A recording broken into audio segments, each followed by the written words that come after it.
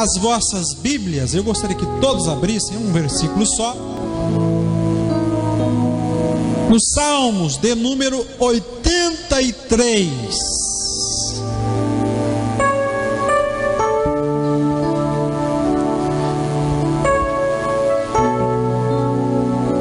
Isso, não para não com esse teclado bonito aí. Salmo 83. Irmão Igor, por gentileza, por favor.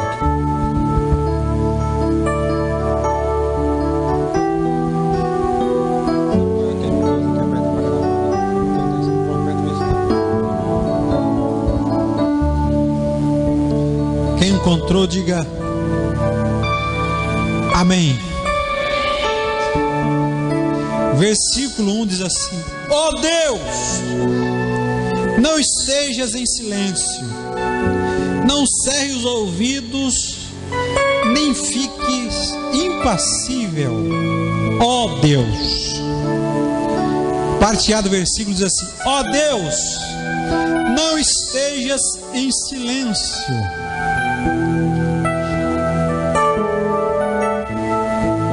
Eu não sei se os irmãos já tiveram essa experiência de Deus ficar sem falar com você por algum tempo, porque nós gostamos de ouvir a voz de Deus, né? Em profecia, revelação, né? Visões, sonhos, através até mesmo da palavra. Mas existe período na vida da gente, parece que Deus fica em silêncio. Alguém já experimentou isso no seu ministério, na sua vida? Levante a mão assim. Deus fica em silêncio. Repita comigo e diga assim: quando Deus fica em silêncio. Este Salmos foi escrito por Asaf. Asaf, irmão Messias e irmão Tiago, exercia a função que vocês exercem. Ele era maestro do coral no templo de Judá. Este Salmos foi escrito no momento de muita angústia, de muita aflição.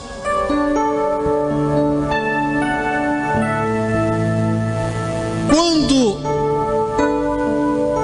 as nações do Monte Seir se reuniram para sitiar Judá nos dias do rei Jeosafá, o povo ficou aflito, porque quando nós lemos 2 Crônicas 20, dá a impressão de que os reis sitiaram Judá de manhã, de tarde Josafá ora, e de noite Deus responde através de um profeta. Mas na realidade o sítio ou a cidade foi cercada não por um dia, mas por meses, por muito tempo. E o povo esperava Deus falar alguma coisa, e Deus não falava nada. Aí Asaf escreve o salmo dizendo: ó Deus, não fique em silêncio, ou não tape os seus ouvidos à nossa oração. Não fique impassível, ó Deus. Muitas das vezes, quando nós mais precisamos ouvir Deus, quando nós mais precisamos ouvir a voz de Deus, parece que Ele fica em silêncio conosco. Parece que Ele não está ouvindo a nossa oração e não nos responde. Existe um pastor norte-americano chamado James Long, e ele diz que quando Deus fica em silêncio, é sinal de que Ele está querendo nos ensinar alguma coisa. Ele está querendo nos ensinar alguma lição. Sendo assim, nós precisamos confiar no silêncio de Deus. Olhe para o irmão que está ao seu lado, para a irmã, e diga para ela assim, ou para ele, diga assim: aprenda a confiar no silêncio de Deus. Diga para o irmão da direita, para o irmão da esquerda: Aprenda a confiar quando Deus fica quieto, quando Deus não lhe fala nada. Deus está nos ensinando alguma coisa. Deus fala para Abraão assim: sai da tua terra, da tua parentela, e vai para uma terra que eu te mostrarei. Abraão, pela fé, obedeceu e saiu. E a Bíblia não fala em nenhum momento que no meio do caminho Deus aparece para Abraão para mostrar a terra ou para confirmar a chamada dele lá atrás. Mas Abraão, pela fé, creu. Se você for estudar a vida de José, você vai ver que José, aos 17 anos, foi preso. E só com 30 anos ele foi ser governador. Ele passou o melhor momento da sua vida, que foi a sua juventude, dentro da cadeia. E em nenhum momento a Bíblia fala que Deus levantou um profeta para ir lá falar com José. Em nenhum momento Deus fala com José. Deus permanece em silêncio. José sabia que Deus tinha um projeto na vida dele, mas Deus fica em silêncio. Nós precisamos aprender que mesmo Deus estando em silêncio, Deus está trabalhando nas nossas vidas e por nós. Precisamos entender que Deus não falha, mesmo Ele estando em silêncio. Ora, irmãos, se acontece na nossa vida, assim como aconteceu na vida de Abraão, na vida de José, eu acredito que muitos de nós entram em desespero. Aí tem aquelas pessoas que ficam tão desesperadas que vai atrás de profecia, que vai atrás de profeta, que vai atrás da irmã que tem revelação, atrás da irmã que tem visão, atrás do irmão que profetiza. Irmãos, que Deus é esse que te prometeu alguma coisa e no meio do caminho precisa ficar te lembrando? Você precisa confiar que se Deus prometeu algo para você, mesmo que Ele fique 10 anos, uma década ou mais sem falar com você, Ele está trabalhando por você, e no tempo certo a promessa de Deus se cumprirá na sua vida. Você crê assim? Diga: eu creio que mesmo em silêncio Deus está falando comigo. Eu falava dia desses, quando eu estava pregando uma congregação, que nós confundimos muitas coisas. Nós precisamos confiar, aprender, confiar na presença de Deus, mesmo em silêncio. Certa feita o profeta Elias estava escondido numa caverna com medo de Jezabel, esperando ouvir a voz de Deus. De repente veio um vento muito forte. Elias pensou: Deus vai falar comigo através do vento. Deus está nesse vento. E Deus não estava no meio do vento. Daqui a pouco veio um terremoto. O profeta pensou: Deus vai falar comigo nesse terremoto, nesse barulho todo. A terra tremia, as pedras se fendiam, e Deus não falou no terremoto. Daqui a pouco começou a cair chuva de fogo, saraivas. O profeta esperava ouvir a voz de Deus. Deus também não falou no meio do fogo. Elias, quem sabe, ficou sem entender nada. E a Bíblia fala que uma brisa, um vento bem suave, soprava a entrada da caverna. E Deus falou com ele: o que fazes aqui, Elias? Irmãos, Deus tem as suas formas de falar conosco. Deus tem os seus meios de falar conosco.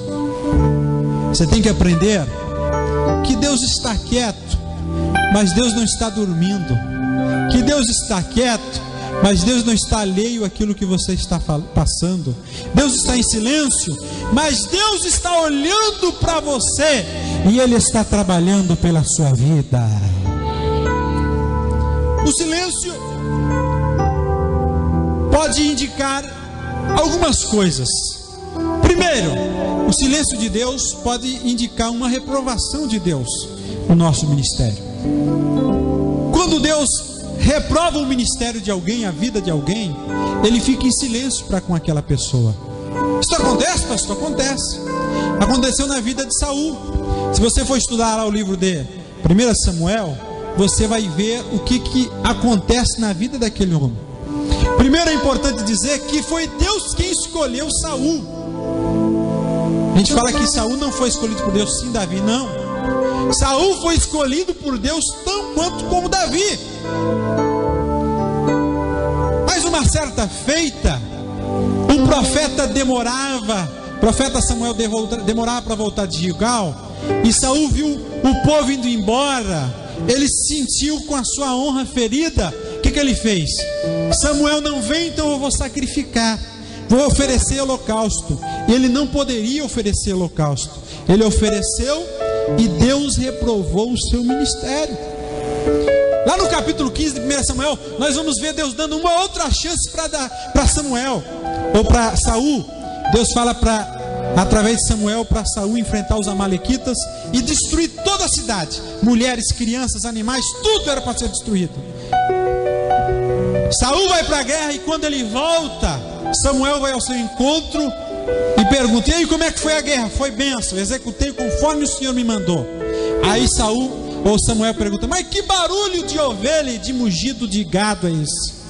Aí Saul falou assim: olha, o povo nós matamos, mas nós deixamos o rei vivo, e o povo achou por bem deixar as ovelhas e o gado vivo, porque serve para o sacrifício. Samuel disse: mas eu não falei que Deus tinha mandado que era para matar tudo? Não, mas a ovelha e o gado servem para o sacrifício. E Samuel disse assim: melhor é obedecer do que sacrificar. Depois desse episódio, nós vamos ver Saul se debatendo pelo caminho. Nós vamos ver Saul tentando ouvir a voz de Deus, e Deus não fala mais. Saul consulta as pedras de Urim, as pedras da revelação na tribo de Benjamim, para ouvir Deus falar, e Deus não fala através da revelação das pedras. Por quê?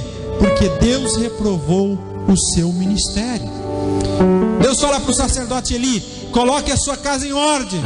O profeta não colocou a casa em ordem. Deus usa o profeta dizendo: porque você não colocou a sua casa em ordem, da sua família não suscitará mais sacerdote. Deus rejeitou o seu ministério, Deus rejeitou a sua família. Quando Deus fica em silêncio, pode significar que Deus está reprovando o nosso ministério. Então aí, fica para a nossa reflexão. Deus está em silêncio? Se retrate, fala: Senhor, por que o Senhor está em silêncio comigo? Será que é uma aprovação, ou será que é uma rejeição? Por que o Senhor não fala mais comigo? O Senhor fala com a irmã, com o irmão. Deus usa o pastor para falar com muitas pessoas, e comigo o Senhor nunca fala. Examine a sua vida, o seu ministério. Será que nós estamos sendo aprovados por Deus? O silêncio de Deus não nos fala também só da rejeição. O silêncio de Deus também pode indicar a provação, a luta que Deus está nos testando. Será, pastor? Sim. Deus às vezes fica em silêncio para provar a nossa fé. Olhe para o irmão que está ao seu lado, diga assim para ele: Deus está muito fraco. Diga: Deus fica em silêncio para provar a sua fé. Deus falou para Abraão assim: Abraão, pega o filho que tu amas e oferece para mim em holocausto, em sacrifício. Irmãos, quem tem filho aqui, levanta a mão. Eu tenho 2. Quem tem filhos? Imagine Deus chegar em você e falar assim: pega o filho que você ama e oferece em sacrifício. Abraão não pensou, não titubeou, não questionou, ele obedeceu. Ele pegou o seu filho de madrugada. Acredito que ele não comunicou nada com sua esposa, com Sara, porque senão ela ia dar um jeito de impedir aquela atitude de Abraão, e sai ao caminho de Moriá, caminho do monte, para apresentar Isaac. Irmãos, Isaac não era um bebezinho de colo. Isaac era um mancebo, era um jovem.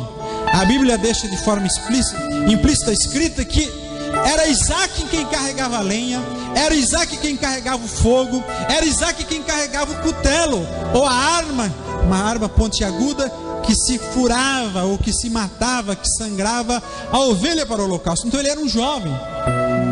Aí Abraão sai, caminhada de 3 dias até o alto do monte. Irmãos, eu imagino que estava uma guerra dentro do coração de Abraão. Deus falou com Abraão lá e não falou mais nada, ficou quieto. E Abraão saiu caminhando. Irmãos, isso é muito forte, porque Isaac não era uma criança, como eu disse. Houve um diálogo. Aí o menino chega no pai e diz: pai, aqui está o fogo, aqui está a lenha, aqui está o cutelo, mas onde é que está o cordeiro para o sacrifício? Imagina, irmão, foi uma fisgada no coração de Abraão, não foi? Foi forte, não foi, no coração? Teve uma hora que não teve mais jeito. Abraão se sentou, colocou Isaac na frente dele, quem sabe coçou a cabeça, passou a mão na barba, disse: meu filho, há 3 dias atrás o Senhor me apareceu e me pediu que eu oferecesse a ti como sacrifício. Você é o cordeiro que deve ser sacrificado. É forte ou não é? Isaac sabia como é que se sacrificava, porque ele acompanhava o ministério de seu pai. O animal era colocado sobre o holocausto, com a mão esquerda se tampava os olhos do animal, com a direita se levantava o cutelo e se feria. O cutelo era como se fosse um punhal, uma ferramenta, um instrumento feito de metal pontiagudo. Isaac olhou: mas meu pai, o senhor vai fazer comigo assim como o senhor faz com os animais? Isaac deitou-se, Abraão colocou a mão sobre os seus olhos para que ele não visse, era assim que o rito pedia. Levantou o cutelo. Imagina, irmãos, eu acho que no coração de Abraão ele estava dizendo: Deus se manifesta, Deus fale alguma coisa, Deus não fique em silêncio. A Bíblia fala que quando Abraão ia descendo o cutelo para imolar o seu filho, foi nesse momento que o Senhor bradou do céu e disse: Abraão, Abraão, não intentes mal contra o teu filho, porque agora eu sei que você teme a Deus e nem o seu próprio filho me poupou. O sofrimento de Jó, esse processo de perca, de tragédia na vida de Jó, que ele perdeu 7.000 ovelhas, 3.000 camelos, 500 juntas de boi, 500 jumentas, perdeu os 10 filhos. Esse processo não foi da noite por dia. A história nos conta que demorou cerca de 1 ano. Jó ia perdendo tudo, e Deus não falava nada com ele. Jó ia perdendo tudo, perdeu o gado, perdeu a riqueza, perdendo tudo. Deus não falava nada com ele. Quando chegou a notícia da morte dos filhos de Jó, a Bíblia fala que Jó se prostrou. Aí a gente pensa que Jó se ajoelhou e adorou a Deus alegre pela morte dos filhos. Não foi assim. Na origem da palavra diz que Jó não aguentou, ele desmaiou, ele caiu no chão. Tão forte foi a notícia, ele não aguentou, ele caiu no chão.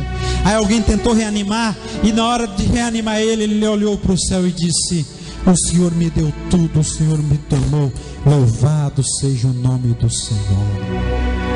E Deus não fala nada com Jó. Se você ler os 42 capítulos de Jó, você vai ver Jó fazendo 31 perguntas para Deus. Deus, por quê? Por quê? Por quê? E Deus não responde nada.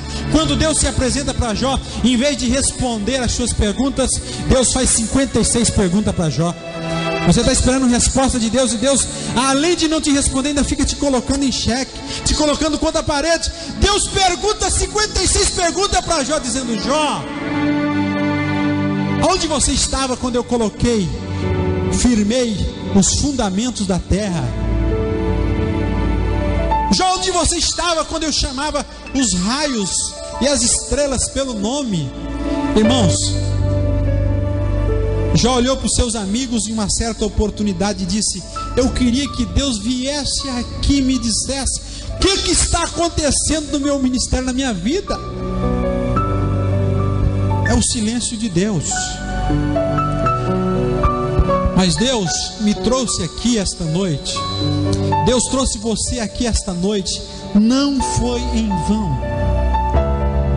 As pessoas que vieram a esse culto essa noite foram marcadas por Deus para estar aqui hoje, para ouvir esta palavra. Quem sabe você está se perguntando: por que é que Deus não fala mais comigo? Por que é que eu não ouço a voz de Deus? Será que Deus não me ama mais? Deus te trouxe aqui hoje para te dizer: aprenda a confiar no silêncio de Deus. Que mesmo Ele estando em silêncio, Ele está trabalhando por você. Mesmo Ele estando em silêncio, Ele está trabalhando pela sua causa, pela sua vida, pela sua família, pelos seus filhos, pelos seus parentes, pelos seus familiares. Deus nunca para de trabalhar. Deus nunca para de trabalhar. Ele sempre está trabalhando por aqueles que amam a Ele e que trabalham por Ele. Coloque a mão no ombro do irmão que está ao seu lado e diga para ele assim: não tenha medo. O silêncio de Deus não significa reprovação. O silêncio de Deus não significa abandono. Diga assim: Deus está trabalhando por você. Deus está trabalhando pela sua família. Deus está trabalhando nesta causa. Deus está trabalhando na sua saúde. Deus está providenciando o cordeiro para o sacrifício. Deus está trabalhando no seu ministério. Deus está trabalhando por ti. Somente os crentes que creem recebem esta palavra. Levante a sua mão e adore o nome de Jesus.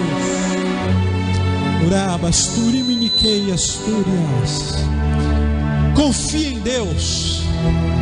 Ele trabalha por ti. Confia em Deus. Ele trabalha pela sua família. Oh, aleluia. Vamos se colocar de pé no nome de Jesus.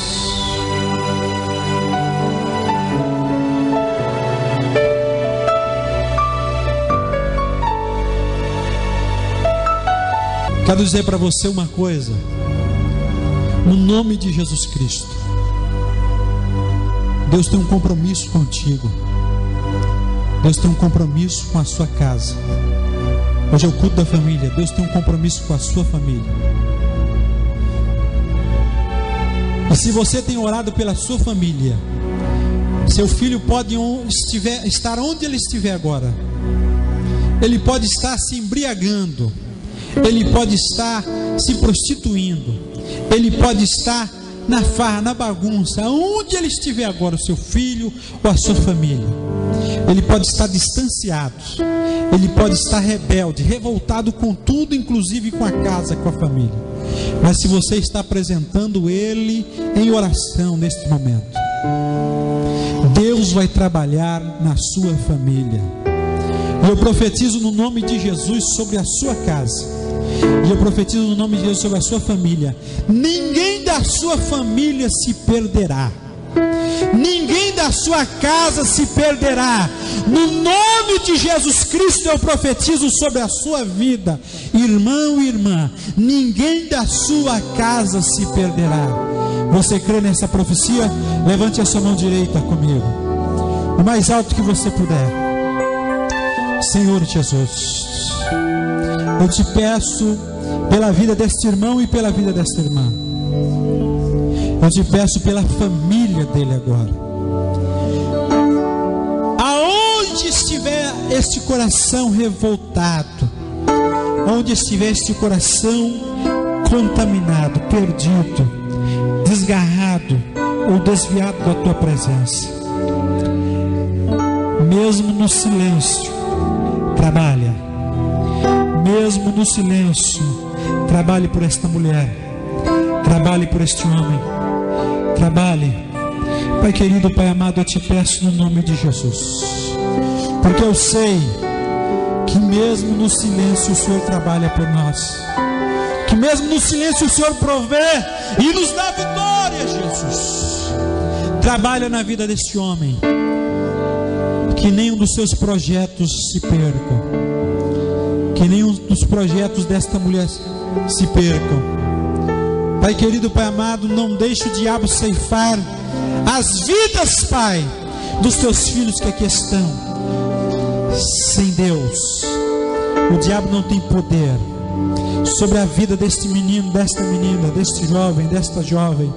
O diabo não tem o poder sobre a vida deste homem e desta mulher. Ele não tem o poder, porque nós apresentamos ele nas tuas mãos agora. Nas tuas mãos eu apresento esta casa. Na tua mão eu apresento esta causa, Pai, em nome de Jesus. Eu preciso aprender um pouco aqui, eu preciso aprender um pouco ali. Eu preciso aprender mais de Deus, porque Ele cuida de mim. Se uma porta se fecha aqui, outras portas se abrem ali. Eu preciso aprender mais de Deus, porque Ele é quem cuida de mim. Deus cuida de mim. Deus cuida de mim, na sombra das suas asas. Cuida de mim. Eu amo a sua casa e não ando sozinho.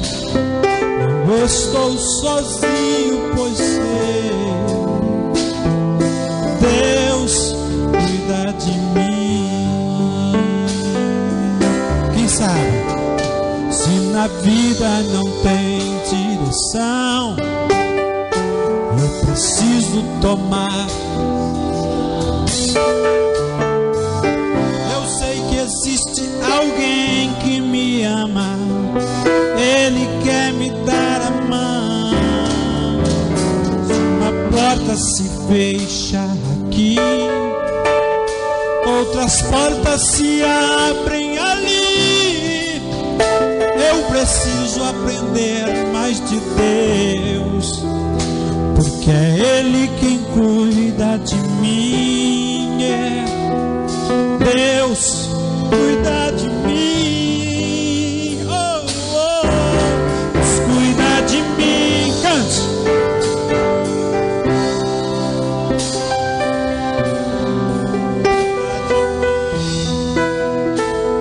Eu amo a sua casa e não ando sozinho. Não estou sozinho, pois sei, eu sei, Deus cuida de mim. Deus cuida de mim, na sombra das suas asas. Deus cuida de mim. Eu amo a sua casa e não ando sozinho. Não estou sozinho, pois sei, Deus cuida de mim. Somente os que sentem o cuidado de Deus, dê uma salva de palmas bem forte para Jesus. Oh, aleluias! Amém, Jesus.